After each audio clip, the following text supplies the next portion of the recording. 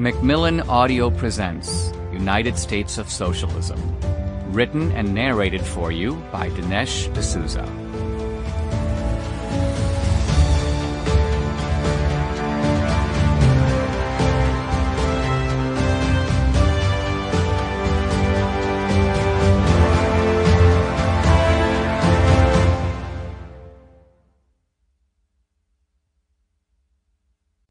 For Ed McVaney, I treasure our friendship, which is rooted in a shared sense of wonder and love of the good.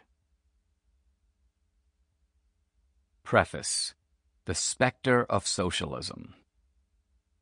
Here grows the cure of all, this fruit divine, fair to the eye, inviting to the taste, of virtue to make wise.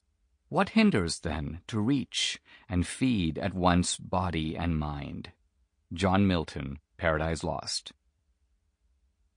A spectre is haunting America, the spectre of socialism. Suddenly, almost out of nowhere, we encounter a melange of strange socialist characters. Alexandria Ocasio-Cortez, Rashida Tlaib, Ilhan Omar, Bernie Sanders, and a whole political party that seems magnetically drawn toward the socialist camp. This development by itself is surpassingly strange, because socialism is arguably the most discredited idea in history. True, many big ideas and their corresponding ways of organizing society have ended up on the ash heap of history. Monarchy, for instance, is gone, surviving today only in cosmetic, which is to say, constitutional, form. Feudalism exists in some form in backward countries, but for us in the West, it can only be seen in history's rearview mirror. Even so, monarchy and feudalism have never been fully discredited. From the beginning of time, there have been good kings and bad kings. At some point in history, dating to around the time of the American Revolution, most people in the West decided that they didn't want to live under kings, not even under good kings. They wanted to govern themselves through some form of representative government. And so monarchy was transcended without ever being completely refuted.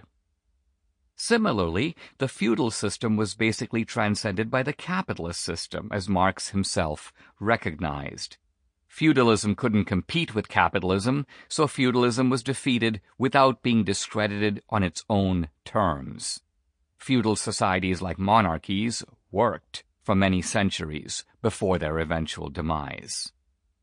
None of this can be said about socialism. It is an utterly discredited system of ideas like slavery, and it was discredited in a much shorter period. Slavery lasted for centuries, even millennia, before it was recognized as a thoroughly wicked and tyrannical regime of human exploitation.